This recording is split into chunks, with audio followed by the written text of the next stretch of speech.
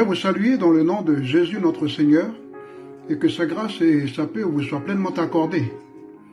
Le texte que je vous propose, c'est 2 Chroniques chapitre 20 et le verset 12, où il est écrit « Notre Dieu, n'exerceras-tu pas tes jugements sur eux, car nous sommes sans force devant cette multitude qui s'avance contre nous, et nous ne savons que faire, nos yeux sont sur toi. » J'intitulerai mon message « Situation de péril et réaction salutaire ».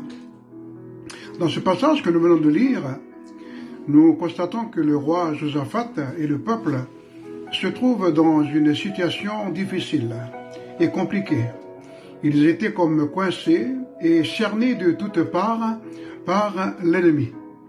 La situation est quasiment impossible et sans recours par rapport aux solutions humaines.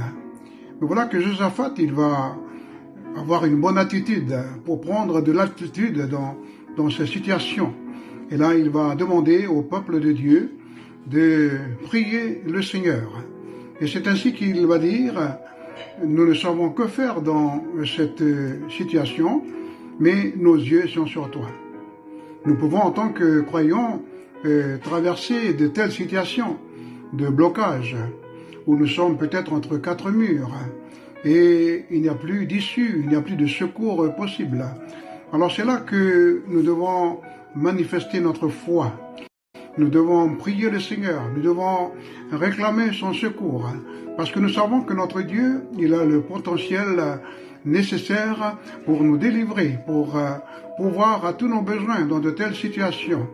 C'est ainsi que Josaphat et le peuple ont pu expérimenter l'intervention de Dieu pour leur délivrance. La Bible nous relate l'histoire de cette femme qu'on appelle la femme à la perte de sang. Pendant plusieurs années, elle était malade et elle cherchait la guérison auprès des médecins, mais la Bible nous dit que son cas était allé en empirant.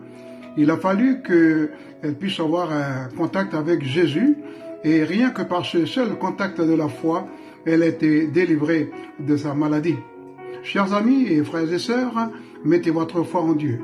La Bible nous dit, quand un malheureux crie, l'Éternel entend et le délivre de toutes ses détresses.